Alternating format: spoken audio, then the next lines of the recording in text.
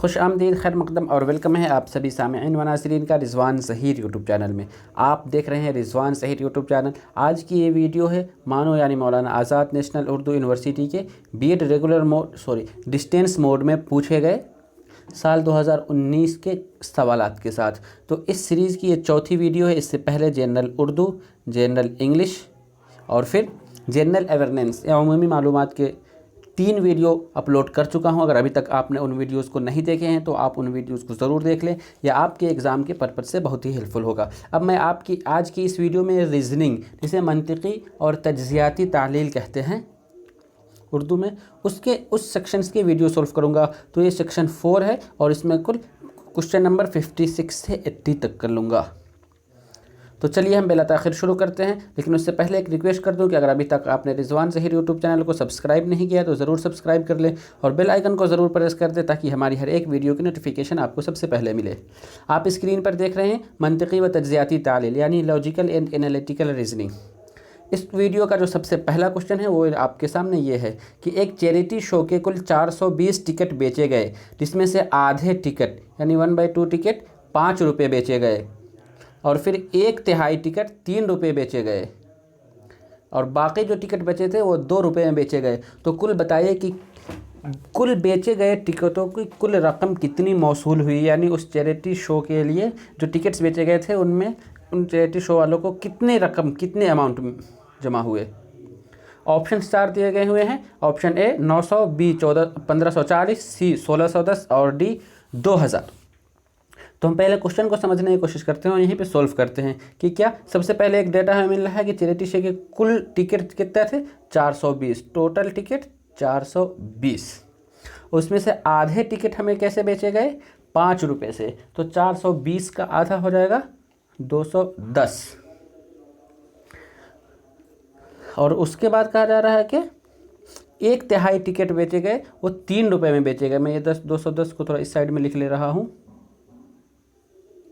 उसके बाद कहा जा रहा है कि 1/3 टिकट 3 रुपये में बेचे गए। तो 410 का जो आधा यानी 210 हुआ था और 1/3 कितना होगा, तो वो होगा 140। और जब फिर आगे उसमें आ जा रहा है जो बाकी जो बचे हुए टिकट थे उसे 2 रुपये में बेचे गए थे। तो बाकी जो बचे हुए टिकट वो कैसे निकलेंगे, क्योंकि 420 में से जब हम इन दोनों को ऐड करके माइनस करेंगे तो हमारे पास 70 आएगा। तो मीन्स के बाकी जो बचे हुए टिकट थे वो कितने हैं, वो टोटल टिकट 70 थे। अब हम इन तीनों को मल्टीप्लाई करके ऐड करेंगे, क्योंकि 1/2 आधे टिकट को हम 5 से मल्टीप्लाई करेंगे क्योंकि 5 रुपये बेचे गए थे। उसके बाद 140 रुपये जो यानी 1/3 के टिकट्स थे वो कैसे बेचे गए थे, वो 3 रुपये बेचे गए थे। तो इसको हम 3 से मल्टीप्लाई करेंगे और जो 70 रुपये बाकी जो बचे हुए टिकट थे वो 70 रुपये बेचे गए थे।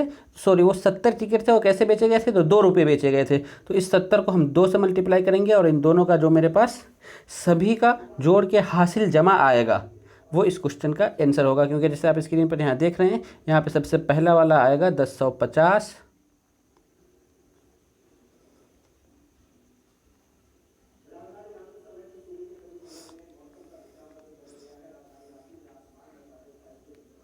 सबसे पहले का 1050 होगा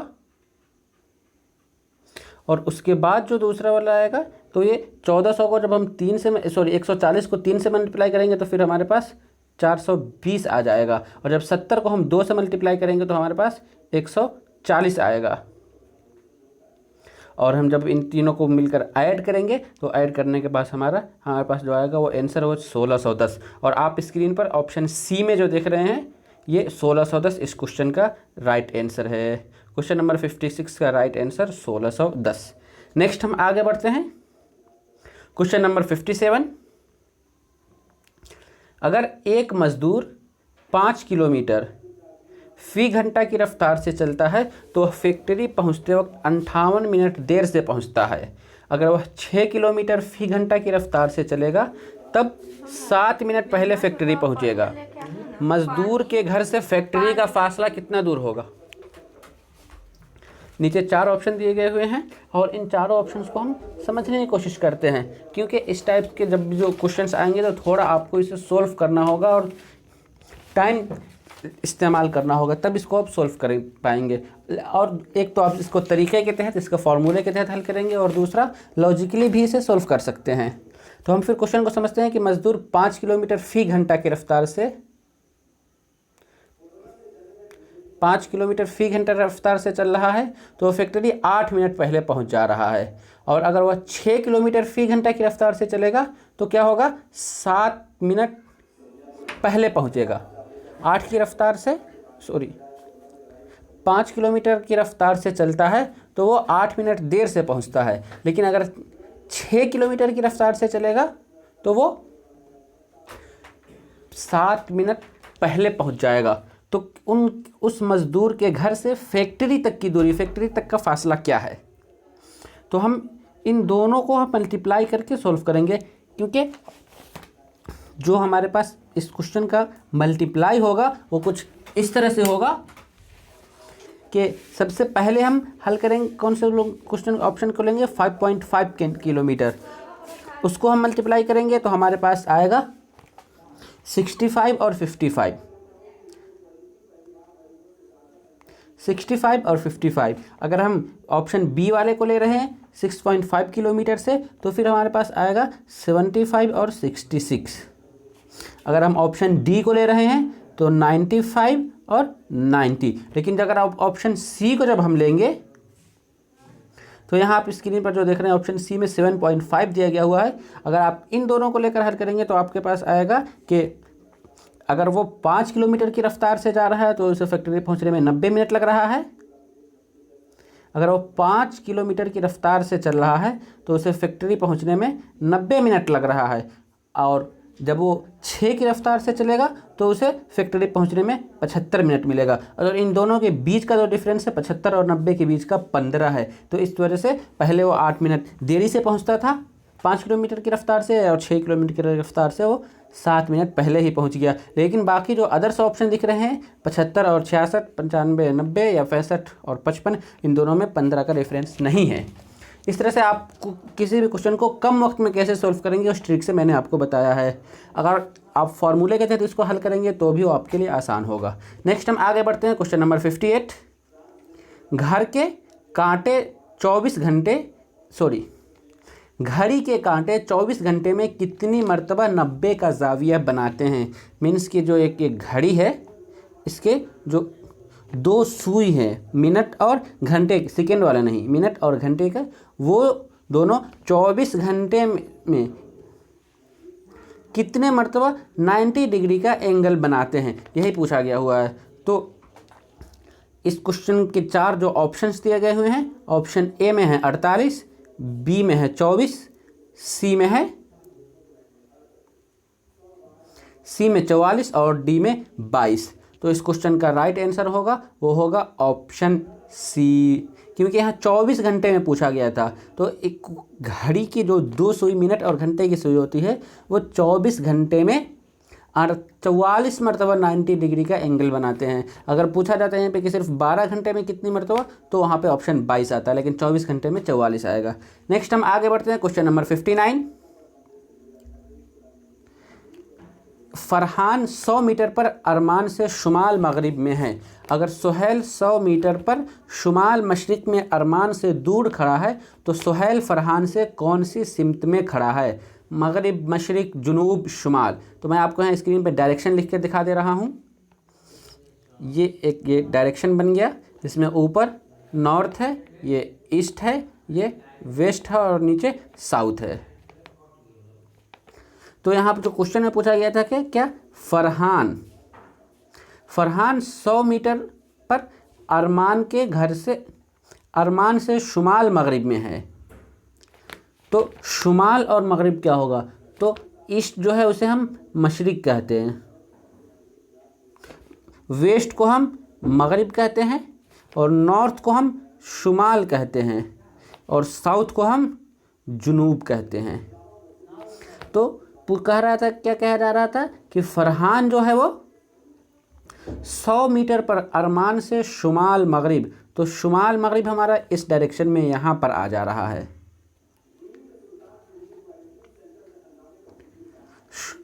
यहाँ शुमाल मगरिब आ जा रहा है, और फिर पूछा कि अगर सुहैल 100 मीटर पर शुमाल मशरिक में है। पहले फ़रहान के बारे में कहा गया था कि फ़रहान 100 मीटर पर अरमान से, यहाँ एंग डायरेक्शन में जो बीच है यहाँ पे हम अरमान ले रहे हैं, ये अरमान हो गया। तो इससे फ़रहान यहाँ पे एफ है, शुमाल मशरिक में है। अगर सुहैल 100 मीटर पर शुमाल मशरिक में आ गया, फिर यहाँ से अरमान ये था और अरमान से सुहैल भी इधर 100 मीटर की दूरी पर पे, शुमाल और मशरिक, तो ऊपर मशरिक है और इधर दाहिने साइड में शुमाल है, तो यहाँ पर सुहैल आ गया। तो अब पूछा जा रहा है कि शुमाल मशरिक में है, अरमान से दूर खड़ा है, तो मगरिब, तो सुहैल फ़रहान से कौन सी सिमत में खड़ा है। मीन्स के थोड़ा स्क्रीन गंदा हो गया, मैं इसको साफ़ करके आपसे बता दे रहा हूँ सिंपल सा, कि फ़रहान इधर इस डायरेक्शन में, यहाँ नीचे जो मरकज़ है, सेंटर है, वहाँ पे अरमान था और ऊपर फ़रहान यहाँ खड़ा है, तो ये, और फिर सुहैल यहाँ खड़ा है। तो पूछ रहा है कि सुहैल फ़रहान से कौन सी सिमत में है। सुहैल फ़रहान से पूछ जा रहा है, तो फ़रहान के इस साइड में, इधर ये वाला डायरेक्शन में सुहैल खड़ा होगा, तो कौन सा डायरेक्शन होगा,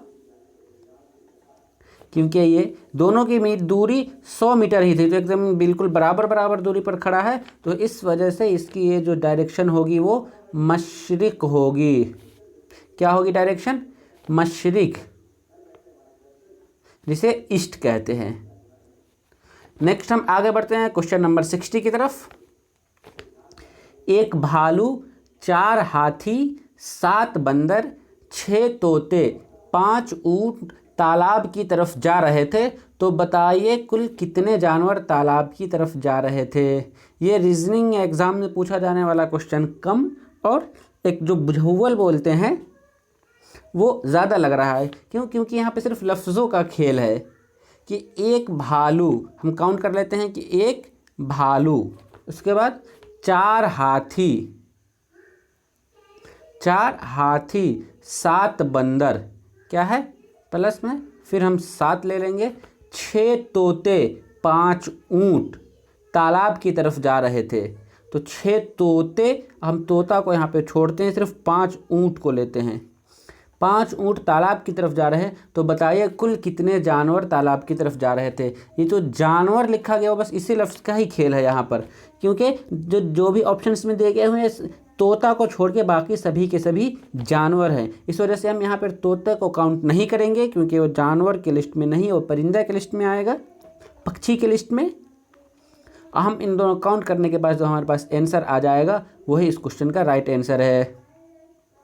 तो इस क्वेश्चन का right answer option B 17। Next हम आगे बढ़ते हैं क्वेश्चन नंबर 61। मालूम कीजिए, क्या मालूम करना है कि जो एक सीरीज़ दिया गया है उस सीरीज़ में एक खाली जगह है, ब्लैंक, वहाँ पे कुछ छूट गया, उसमें कौन सा फिल होगा। 3, 8, 6, 14, ब्लैंक 20। ऑप्शन ए में 12 है, 20 में 11 है, सी में 10 है और डी में 9 है। तो इस क्वेश्चन का पैटर्न हम समझने की कोशिश करते हैं। इसमें क्या किया गया कि जो पहला 2 सीरीज इसमें साथ चला है, एक तो उससे वो डबल होते चला गया है, और दूसरा 8 की उसमें इजाफा हुआ है। क्या कि सबसे पहले 3 के बाद 1 को छोड़ कर के हम 6 आया है, 6 के बाद कौन सा आएगा, 6 के बाद फिर 6 का डबल करेंगे तो हम 12 आएगा, और इसके बाद भी अगर होता तो फिर हम 24 डालते हैं। और जो नीचे 8 दे रहे हैं तो यहाँ हम डाल देते हैं इंटू 2 है। सभी को क्या किया गया हुआ है, 2 से मल्टीप्लाई, जो भी नंबर आ रहा है उसको 2 से। और नीचे वाला जो सीरीज़ है इसमें +6 है, मतलब हर एक में 6 जोड़ दिया गया, 6, 8 और 6 14, और 14 में फिर हम 6 जोड़ेंगे तो 20 आ जाएगा। तो ये कि नीचे वाली सीरीज़ है, ऊपर वाले, तो ये जो ब्लैंक आ रहा है वो ऊपर वाले सीरीज़ से आ रहा है, तो उसमें क्या गया था, मल्टीप्लाई किया गया है। 3 को 2 से मल्टीप्लाई करेंगे तो 6 आ जाएगा, और 6 को फिर 2 से मल्टीप्लाई करें उसका डबल कर दे तो 12 आ जाएगा। तो ऑप्शन ए में जो दिख रहा है 12, ये राइट आंसर है। नेक्स्ट आगे बढ़ते हैं। ये भी एक पैटर्न वाला ही क्वेश्चन है कि अगर 2 = 10, 3 = 18, 4 = 28, 5 = 54, तो फिर 8 बराबर क्या होगा।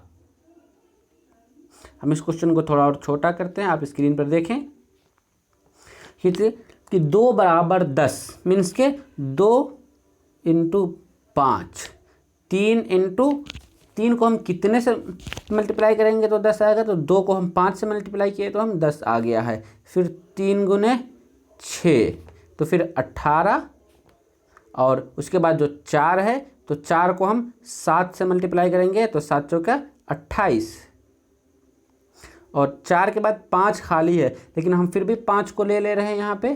5 को हम 8 से मल्टीप्लाई कर दिए, अच्छा 8 बचे 40, फिर जो 6 आएगा इसके बाद जो कि यहाँ दिया हुआ है,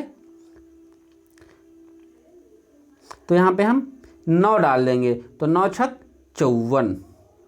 अब हमारे पास जो आया था 7, फिर यहाँ नहीं दिया गया हुआ, 7 को खाली छोड़ा गया हुआ है।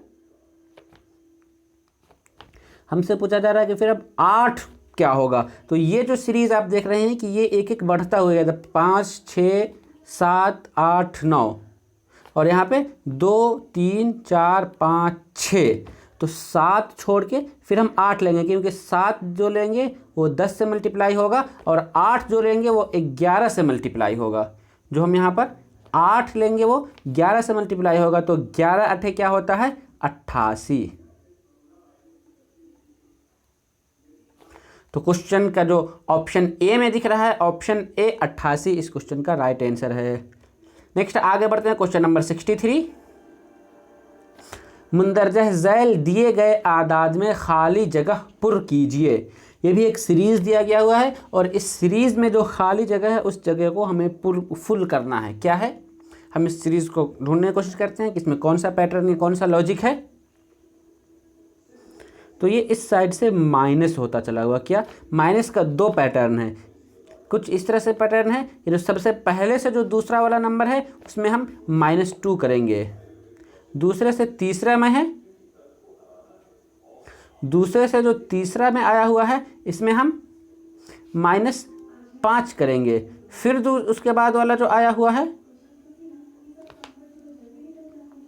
उसमें हम फिर -2 कर देंगे, और उसके बाद जो आया हुआ है उसमें हम फिर -5 करेंगे, यानी कि एक में -2 -5 इसी सीरीज से करते हुए मुझे आगे बढ़ते चला जाना है।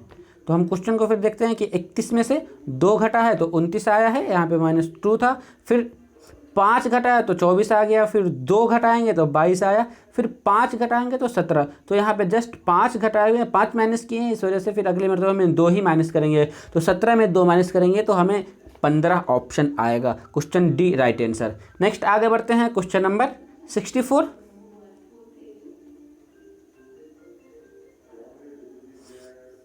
लड़के का तारुफ करवाते हुए लड़की ने कहा, यह मेरे अंकल के वालिद के बेटी का बेटा है, तो बताइए कि उस लड़की के साथ मेरा क्या रिश्ता है। ये ब्लड रिलेशन का क्वेश्चन है, इस तरह के क्वेश्चन को ब्लड रिलेशन टाइप क्वेश्चन बोलते हैं। और इस तरह के जब भी क्वेश्चन आया तो आप उसको सोल्व करने के लिए प्रैक्टिकली सोचने की कोशिश करें। आप अपने घर में, अपनी फैमिली में, अपने ख़ानदान में, अपने किसी जानने वाले से इस टाइप के क्वेश्चन को अगर रिलेट करके सोल्व करेंगे तो आप इसके नतीजे पे पहुंच जाएंगे और आपको कन्फ्यूज़न नहीं होगा। जैसा कि हम आपको बता रहे हैं कि क्या लड़के का तारुफ करवाते हैं, किसी ने एक लड़के का तारुफ कराते हुए कहा, करवाते हुए लड़की ने कहा, यह मेरे अंकल यानी चचा के वालिद के बेटी का बेटा। तो अंकल के वालिद कौन हो जाएगा, जो लड़की है अंकल के वालिद इस लड़की का दादा हो जाएंगे, वालिद के बेटी। और फिर अगर किसी के दादा की बेटी हो तो वो क्या होगी, दादा की बेटी, तो उसकी माँ होगी। फिर कहा जा रहा है कि दादा की बेटी का बेटा, तो जो उस लड़की के पहले अंकल था, अंकल तो वो दादा हो गए, दादा की जो बेटी इस लड़की की माँ हो गई या चची होगी, कोई ना होगी, माँ या चची उसी लेवल की कोई होगी। फिर लेकिन उसका जब बेटा या बेटी होगा, किसी के चचा या हमारे चचा या चची की जो बेटी होगी वो क्या होगी, वो मेरी बहन होगी। तो पूछा जा रहा है कि बेटी का बेटा है, लेकिन यहाँ पर बेटा है तो फिर वो भाई होगा। तो बताइए कि उस लड़के के साथ मेरा क्या रिश्ता है। इस तरह के क्वेश्चन को सोल्व करने के लिए हम जिस तरह से ग्रामेटिकली लेते हैं, तो जब हम रिलेशन को लिखते हैं तो एक बराबर के सीक्वेंस में लाइन चलती है और दूसरा या तो अप जाता है या फिर लो होता है। जब भी हम रिलेशन में बराबर का रिलेशन लिखेंगे मीन्स के भाई भाई, अब्बू, चचा, अंकल, या उस रिलेशन के, या फिर दादा, नाना, बाबा, एक स्टेप और बढ़ गया। तो जब भी हम ऊपर जाएंगे, अब बाप, दादा या परदादा की तरफ जाएंगे तो हम उसे ऊपर वाले लाइन में लिखेंगे, और या फिर मुझे बेटी, पोती या उससे और नीचे जाना है तो इस तरह के लाइन को हम नीचे लिखते हैं। हम यहाँ पे इस क्वेश्चन को जैसे हम लिख कर आपको बता रहे हैं, लड़की ने कहा कि मेरे अंकल, तो एक इस तरह से हम इसको लड़की ले लेते हैं और उसके अंकल, तो अंकल ऊपर जाएगा। अंकल के वालिद की बेटी, तो फिर अंकल के एक और वालिद आ गया तो ये भी ऊपर ही जाएगा। वालिद की बेटी का बेटा, लेकिन यहाँ पर ये ऊपर जाने के बाद उसका बेटा आ गया था तो उसे हम नीचे लेंगे, एक लेयर नीचे। यहाँ पे 2 लेयर ऊपर चला गया था, एक लेयर नीचे लेंगे। वालिद के बेटी का बेटा है, तो वालिद के बेटी एक लेयर आया था और दूसरा लेयर और आ गया, इसे उसका बेटा है। तो बताइए कि उस लड़के के साथ मेरा क्या रिश्ता है। तो एक लड़की का फिर एक स्टेप यहाँ पे बाप या बाप का गया था और दूसरा स्टेप दादा का गया था, लेकिन जब फिर वापस आए तो फिर चचा या बाप के ही पे आया, और जो दूसरे स्टेप पे वापस आ गए वो बराबर का रिश्ता आ गया। तो इस क्वेश्चन का इस वजह से राइट आंसर होगा वो है ऑप्शन डी, कज़न भाई। उम्मीद करता हूं कि आपको क्वेश्चन समझ में आ गया होगा। फिर भी अगर आपका कॉन्सेप्ट नहीं क्लियर हो पाया तो आप नीचे कमेंट बॉक्स में ज़रूर बताएं। मैं ब्लड रिलेशन टाइप के एक अलग से स्पेशल वीडियो बनाऊंगा और उसमें आपके सारे कॉन्सेप्ट क्लियर करने की कोशिश करूंगा। नेक्स्ट आगे बढ़ते हैं, क्वेश्चन नंबर 65। एक शख्स ने एक घोड़ा 60 रुपये में ख़रीदा और 70 रुपये में उसे फ़रोख्त किया। फिर कुछ दिन बाद उसने वही घोड़ा 80 रुपये में ख़रीदा और 90 रुपये में फ़रोख्त किया। तो बताइए कि उस शख्स को कितना फ़ायदा हासिल हुआ। एक शख्स ने एक घोड़ा कितने में, 60 रुपये में ख़रीदा और 70 रुपये में बेच दिया। तो 60 रुपये में उसने ख़रीदा था और 70 रुपये में उसे बेच दिया, तो उसे बेनिफिट कितना हुआ, 10 रुपये का बेनिफिट हुआ। पहली मरतबा उसके बिज़नेस में 10 रुपये का बेनिफिट हुआ। और कुछ दिन बाद फिर उसने वही घोड़ा 80 रुपये में ख़रीदा और 90 रुपये में बेच दिया। तो जब 80 रुपये में ख़रीदा और फिर 90 रुपये में बेचा तो उसके बाद वाले शिफ्ट में भी उसे कितने का फ़ायदा हुआ, फिर 10 का फ़ायदा हुआ। तो कुल मिला के उसके पास कितने के बेनिफिट हुए, तो ऑप्शन डी 20 रुपये के बेनिफिट हुए। दोनों मरतबा 10-10 का हुआ। बहुत सिंपल है। नेक्स्ट हम आगे बढ़ते हैं, क्वेश्चन नंबर 66। अगर एक महीने के तीसरे दिन को जुमा का दिन आता है तो उस महीने की 21 तारीख के बाद चौथा दिन क्या होगा। जब भी हम कैलेंडर टाइप वाले क्वेश्चन सोल्व करते हैं तो उस टाइप के क्वेश्चन में एक ट्रिक बताया जाता है कि जो एक चीज़ याद कर लीजिए कि जो हफ्ते का, महीने का जो पहला दिन होगा उसी दिन को 1, 8, 15, 22 और 29 मीन्स के महीने का जो पहला दिन होगा 8 तारीख को भी वही दिन होगा, 15 तारीख को भी वही दिन होगा, 22 को भी वही दिन होगा और 29 को भी वही दिन होगा। लेकिन यहाँ पे क्वेश्चन में कहा गया था महीने के तीसरे दिन को जुमा है, मीन्स महीने के तीसरे दिन को जुमा है। तो उसी हम 8 में 2 और मल्टीप्लाई करते चले जाएंगे, सॉरी 2 और इजाफा। 1 तारीख के बजाय हम 1, 8 और 15 की बजाय हम क्या लेंगे, 3, 11। उसके बाद हम जब लेंगे तो फिर हमारे पास 21 के बजाय 24 आएगा। लेकिन 24 तारीख के बाद चौथा दिन कौन सा होगा। तो हमें सिंपल सा ऐसे महीने के हम पहला दिन लेते 1, 8, 15 और 22 लेते, लेकिन यहाँ पे जो कहा जा रहा है कि 21 तारीख के बाद चौथा दिन कौन सा होगा। तो 21वीं तारीख को जो दिन पड़ रहा है उसमें हम 4 और ऐड कर लेंगे तो जुमा का दिन आया था। लेकिन अगर हम इस तरह से इस क्वेश्चन को सोल्व करेंगे तो हमारे पास जो कि राइट आंसर आएगा वो होगा ऑप्शन बी, हफ्ता, यानी शनिचर का दिन आएगा। आप इस क्वेश्चन को सोल्व करने मैंने आपको ट्रिक बता दिया है, फिर भी प्रॉब्लम होता है तो नीचे कमेंट बॉक्स में बताएं। नेक्स्ट आगे बढ़ते हैं, क्वेश्चन नंबर 67। अगर इंग्लिश के हरूफ को उल्टी तरतीब में लिखा जाए तो बाएं तरफ से 16वें नंबर पर आने वाले हरूफ को दाएं जानिब से तीसरे नंबर पर आने वाले हरूफ कौन सा होगा। मीन्स के इंग्लिश में जो हम अल्फ़ाबेट लिखते हैं A B C, लेकिन यहाँ पर अगर उल्टे तरतीब से लिख दिया जाए, मीन्स हम इसको कैसे लिखेंगे, Z लिखेंगे, Y लिखेंगे, X लिखेंगे, W, इस तरह से अगर हम लिखते चले जाए तो जो बाईं तरफ से, फिर बाईं तरफ इस डायरेक्शन में 16वें नंबर पर आने वाले हरूफ के दाएं जानिब। तो इस तरह क्वेश्चन को आप कॉपी में एक लिख लें उल्टे जानिब, क्योंकि 1-2 मिनट का टाइम लगेगा, आप सिर्फ उलट करके सारे वर्ड्स को लिख लें और जो काउंट कर लें तो 16वें नंबर पर कौन सा वर्ड आ रहा है। तो 16वें नंबर पर हम उल्टी तरफ से काउंट करते हैं तो मेरे पास K आता है। तो फिर उस 16वें नंबर पर आने हरूफ के दाएं जानिब, फिर से हम उसके और दाएं जानिब बढ़ेंगे, 3 और आगे बढ़ेंगे तो कौन सा हर्फ आएगा। तो आप इसको कॉपी पर लिख के चेक करें, उसके 3 और आगे बढ़ेंगे तो ऑप्शन सी में जो H दिख रहा है वही लेटर मेरे पास आएगा। क्वेश्चन नंबर 67 का राइट आंसर है ऑप्शन सी H। नेक्स्ट आगे बढ़ते हैं, क्वेश्चन नंबर 68। एक जमात में 31 तलबा हैं जिसमें दानिश ने 17वें नंबर पर कामयाबी हासिल की, तो उल्टी तरतीब में यानी रिवर्स में उसका रैंक क्या होगा। मीन्स के हमें इस क्वेश्चन में 2 चीज़, एक तो पता चल रहा है कि कुल टोटल स्टूडेंट कितने हैं, वो हैं 31 है, जिसमें दानिश 17वें नंबर पर आया, कामयाबी हासिल किया, तो उल्टी तरतीब से उल्टे तरफ से उसे कौन सी रैंक मिली। तो इसका फॉर्मूला आता है जब भी ऑर्डर या रैंकिंग चेक करने के लिए, तो अगर हमें पूछ दिया जाता है कि टोटल स्टूडेंट कितने हैं, तो टोटल के लिए जो आता है तो टॉप प्लस बॉटम, जो सबसे फर्स्ट है या सबसे लास्ट है। लेकिन अगर हमें पूछा जा रहा है, किसी का पूछ दिया जाता है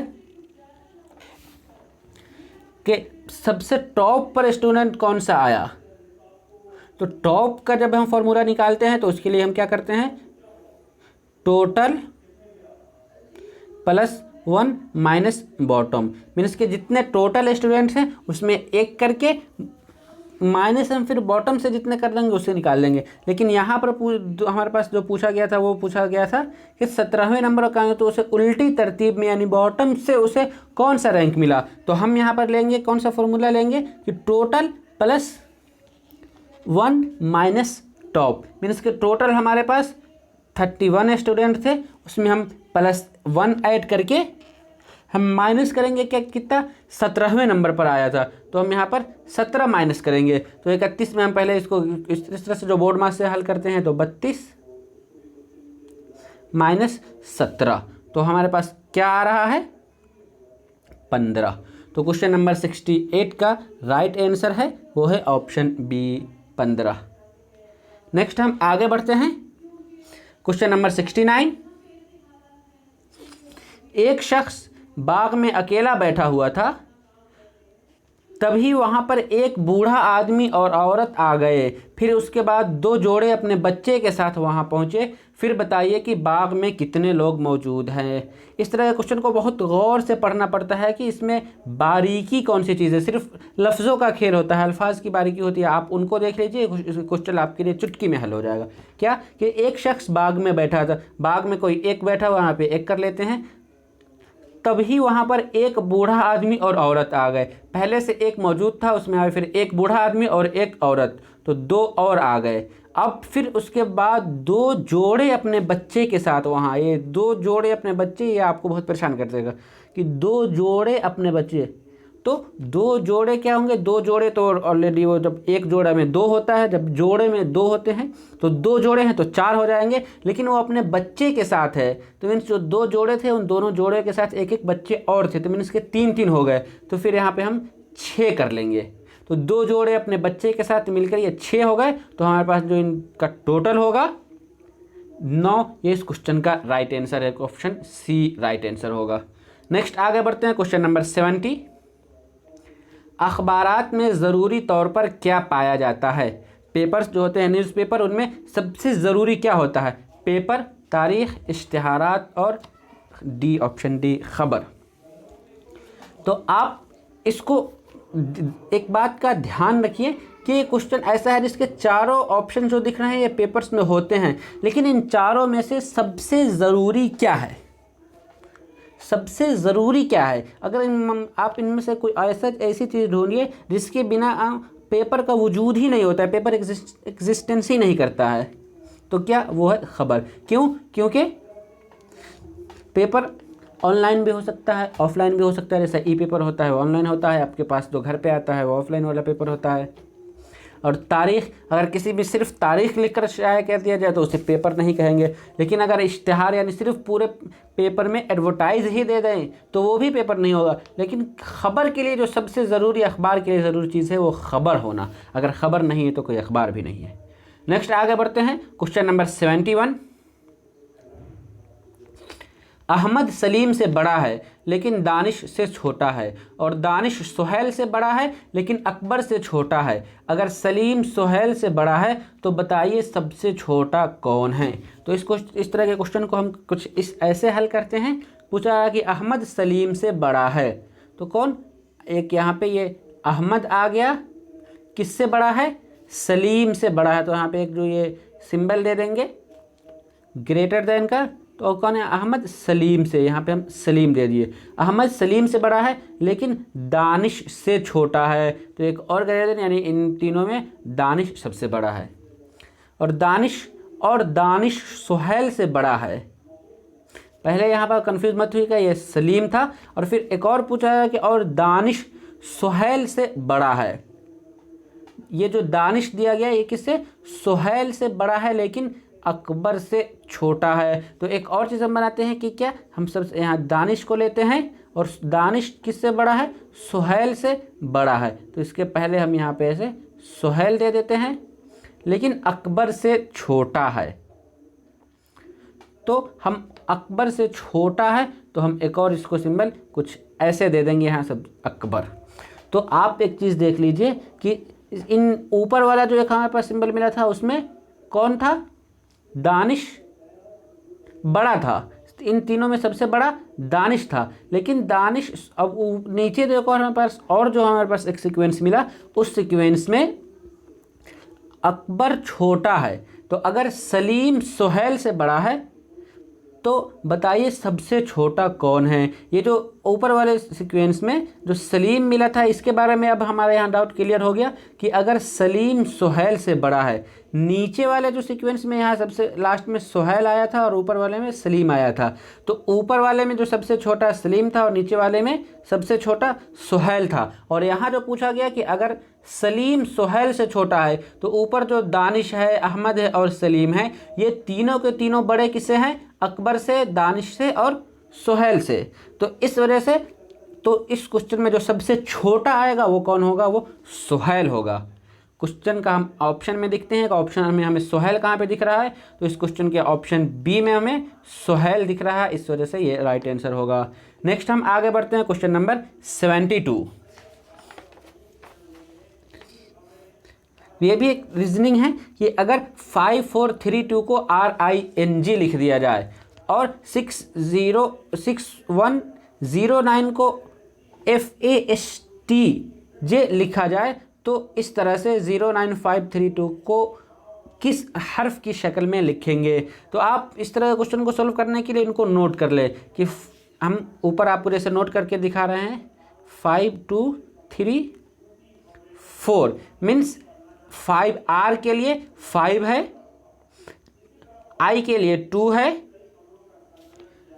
और 3 के लिए N है, 4 के लिए क्या है यहाँ पे G है। हमने यहाँ से इसको करेक्ट किया है कि 5 के लिए R लिख दिया, 2 के लिए I लिख दिया, 3 के लिए N और 4 के लिए G। और इसी तरह से 6109 को भी हम फास्ट, तो उसको भी हम जब नोट कर लेंगे तो अब उसके बाद हम उन चीज़ों को ढूंढेंगे कि 0 के लिए मैंने क्या लिखा था। तो अगर हम इस सीक्वेंस में यहाँ जो ऑप्शन में दिया गया तो 0 के लिए हमें जो दिख रहा है वो हमें है तीसरे नंबर पर इधर से 0 है तो FAST आएगा। तो 0 के लिए हमें T आ गया, सॉरी तीसरे नंबर पर S है तो हमें 0 के लिए S आएगा। फिर 9 उसके बाद 0 के बाद 9 यहाँ दिया गया है तो हमें 9 के लिए फिर ढूंढेंगे। 9 चौथे नंबर पर है और चौथे नंबर पर हमें T मिल रहा है। फिर 5 आ गया, तो ऊपर मैंने 5 के लिए R लिखा था तो हम यहाँ पे R लिख देंगे। और इसी तरह से STR हमें हो गया 5095 हो गया। और फिर 2 के लिए हम यहाँ पे I लिखेंगे क्योंकि यहाँ 2 के लिए हमें I मिला था। और इसी तरह से आप इन सारे के पावर इनपुट करते जाए, आपको जो आंसर बनेगा इस क्वेश्चन का ऑप्शन ए में दिख रहा है STRING, ये राइट आंसर है। नेक्स्ट हम आगे बढ़ते हैं क्वेश्चन नंबर 73। अगर एक तालिब इल्म उसके हॉस्टल से निकलकर सीधा 8 किलोमीटर चला, फिर वह दाएं जानिब मुड़कर 6 किलोमीटर चला, तो बताइए वह अपने हॉस्टल से कितनी दूरी पर है।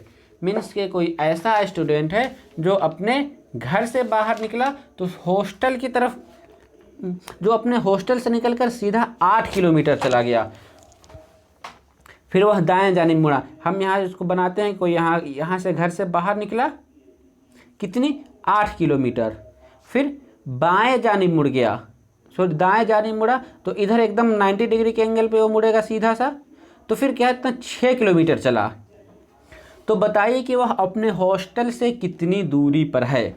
तो अब हमसे यहाँ पे पूछा जा रहा है कि उसके घर से ये जो दूरी है ये हाइपोटेनियस है, जिसे कर्व कहते हैं, तो हमें इस दूरी को निकालना है जिसे h है। अब ये क्या होगा, तो आप जानते हैं कि इसका एक फॉर्मूला आता है, जब भी हाइपोटेनियस h निकालते हैं उसके लिए क्या होता है, h बराबर √a² प्लस b²।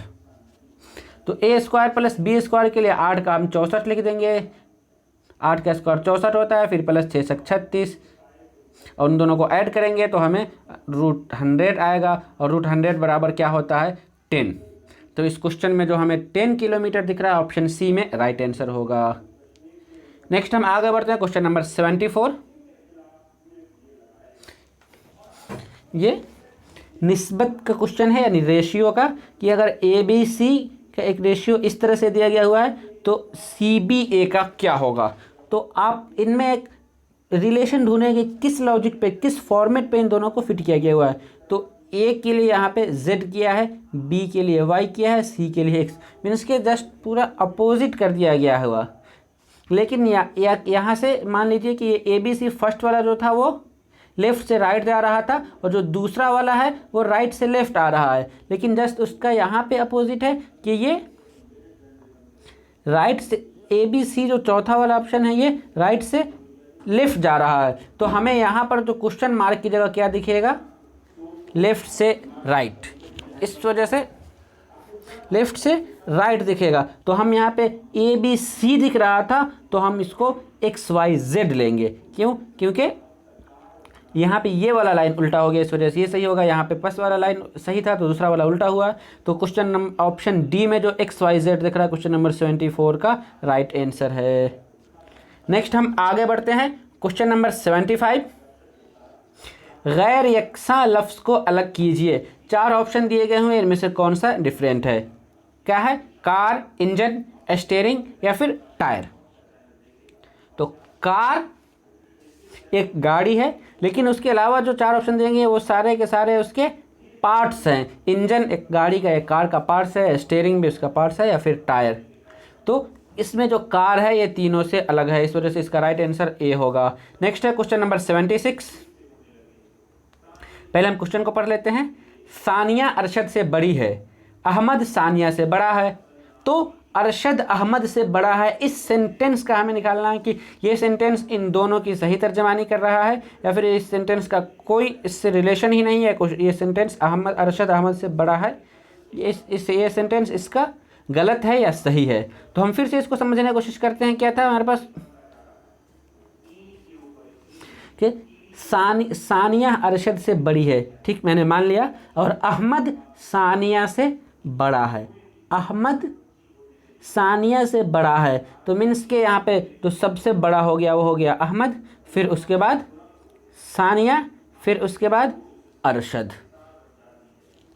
अब कहा गया अरशद अहमद से बड़ा है, नहीं, क्यों, क्योंकि ऊपर जो हमने सीक्वेंस बनाया है तो ये अहमद बड़ा है सानिया से और सानिया बड़ी है अरशद से।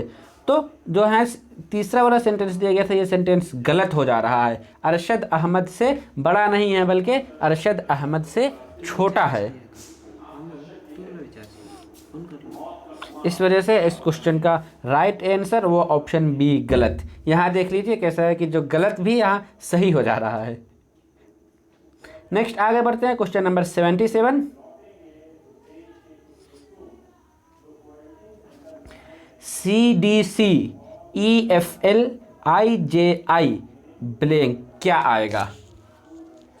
नीचे 4 ऑप्शन दिए गए हुए हैं, तो आप एक चीज़ को यहाँ पे ध्यान रखिए क्या कि जो ये 3 लेटर्स दिए गए हैं, तीनों में पहला लेटर और लास्ट का लेटर सेम है। पहला और लास्ट का सेम है, और मिडिल वाला जो है वो फर्स्ट के बाद अल्फ़ाबेटिकल ऑर्डर में आने वाला लेटर है। आप इसे जैसे सी के बाद डी आता है और फिर सी आ गया, ई के बाद एफ आता है और फिर ई आ गया, उसी तरह आई के बाद जे आता है, लेकिन फिर से यहाँ पे फर्स्ट और लास्ट वाला सेम है। तो हम उस तरह का नीचे कौन सा ऑप्शन ढूंढते हैं? एच के बाद के एल के हम इसको छोड़ते हैं, एच के बाद जे नहीं आता है, एच के बाद आई आता है। ऑप्शन क्वेश्चन नंबर 77 में जो आप देख रहे हैं,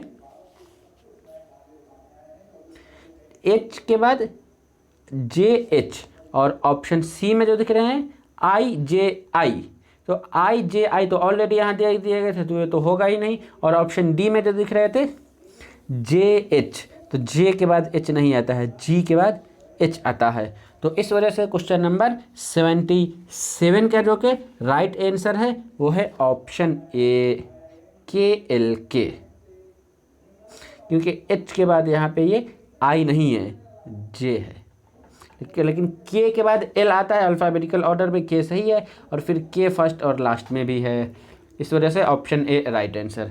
नेक्स्ट आगे बढ़ते हैं, क्वेश्चन नंबर 78। ये एक स्टेटमेंट टाइप क्वेश्चन है, मीन्स के तमाम कारें जीप होती हैं, तमाम पेन कार हैं, तो इस बिना पर बताइए कि मंदरजा झैल में से कौन सी वजाहत सही है?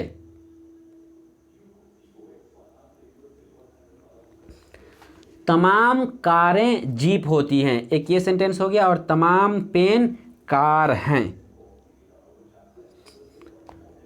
तो इस बिना पर हम बताइए मंदरजा झैल में से कौन सी वजाहत सही है? कोई पेन जीप नहीं है, ये कोई पेन जीप नहीं है, ये गलत हो जाएगा। क्यों? क्योंकि तमाम कार जीप है और तमाम पेन कार हैं, तो कार और पेन का रिलेशन आ रहा है, इस वजह से कोई पेन जीप नहीं है, गलत है। कुछ पेन होंगे जो जीप होंगे। और जो स्टेटमेंट तो दो दिख रहा है कि कुछ जीप कार होते हैं, कि जैसा आप स्टेटमेंट 1 में देखे थे तमाम कार जीप होती है, जस्ट इसको आप उलट कर देखिए तो क्या होगा। अगर तमाम कारें जीप होती है तो जीप जितने भी जो हमें जीप दिख रहे हैं उसमें से वो कुछ कार होंगे। इस वजह से जो 4 ऑप्शन दिए गए हैं दोनों गलत है, बी दोनों सही है, सी दूसरा सही है, या फिर डी पहला सही है। तो इस क्वेश्चन का राइट आंसर ऑप्शन सी सिर्फ और सिर्फ दूसरा सही है। नेक्स्ट हम आगे बढ़ते हैं, क्वेश्चन नंबर 79 इस वीडियो का सेकेंड लास्ट क्वेश्चन है। ये भी थोड़ा सा फंसाने वाला क्वेश्चन है कि हवा अगर हरी है और हरा रंग लाल है, और लाल रंग को अगर समंदर कहें तो समंदर नीला है, अगर नीले को पानी कहें तो पानी गुलाबी है, फिर बताइए कि घास का रंग क्या होगा। इस तरह के देखिए स्टेटमेंट या सेंटेंस बहुत बड़ा दिए गए, वो आपको सिर्फ फंसाने के लिए, लेकिन आपको यहाँ पे पॉइंट ढूंढना है कि लास्ट में जो हमें क्वेश्चन पूछा गया था क्या, कि घास का रंग क्या है। तो हम जानते हैं घास का रंग क्या होता है, घास का रंग हरा होता है, ग्रीन होता है, लेकिन यहाँ कह दिया गया था कि हरा रंग लाल है। घास का रंग हरा होता है और हरा को यहाँ लाल करार दे दिया गया हुआ, इस वजह से इस क्वेश्चन का ऑप्शन बी होगा, रेड। नेक्स्ट आगे बढ़ते हैं, क्वेश्चन नंबर 80। एक 3 सेंटीमीटर मकाब यानी क्यूब के सभी बाहरी सतहों को लाल रंग से पेंट किया गया, उसके बाद उसको 1 सेंटीमीटर के झैली मकब में तकसीम कर दिया गया, तो बताइए कितने मकब ऐसे होंगे जिनकी कोई भी सतह पर पेंट नहीं होगा।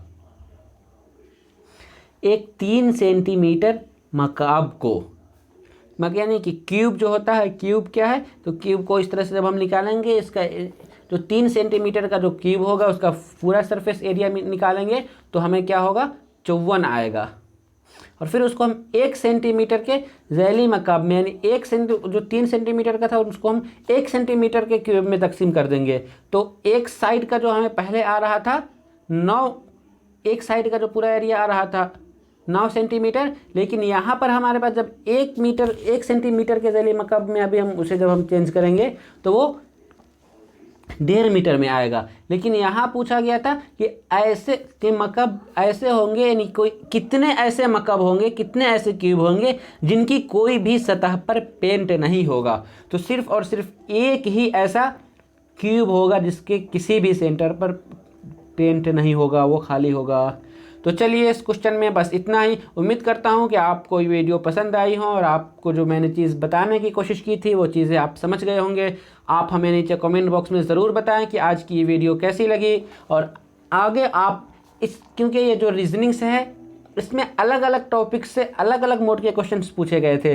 मीन्स के कैलेंडर का क्वेश्चन पूछा गया था, सीरीज़ का क्वेश्चन पूछा गया था, कुछ क्वेश्चंस मैथ्स के भी थे, कुछ क्वेश्चन लॉजिकल थे, कुछ क्वेश्चन रीजनिंग में था, कुछ क्वेश्चन आपके दिमाग की बुनियाद पर यानी जहन को खोजने की कोशिश की गई थी, कुछ क्वेश्चन सिर्फ आपका हाजिर जवाबी ढूंढने की कोशिश की जा रही थी कि आप माइंड को किस तरह से सोचने की आपकी ताकत क्या है, या फिर लॉजिक लगा के आप कैसे। तो अलग अलग पैटर्न पे अलग अलग क्वेश्चन पूछे गए थे। अगर आप चाहते हैं कि उन सारे पैटर्न्स पे वीडियो आपको पार्टिकुलर से मिले, यानी अलग से एक वीडियो खास उसी चैप्टर के लिए हो, तो आप हमें कमेंट बॉक्स में ज़रूर बताएं, मैं आपको उसके बारे में बताऊँगा। तो चलिए आज की इस वीडियो में दीजिए हमें इजाज़त। शुक्रिया, अल्लाह हाफिज़।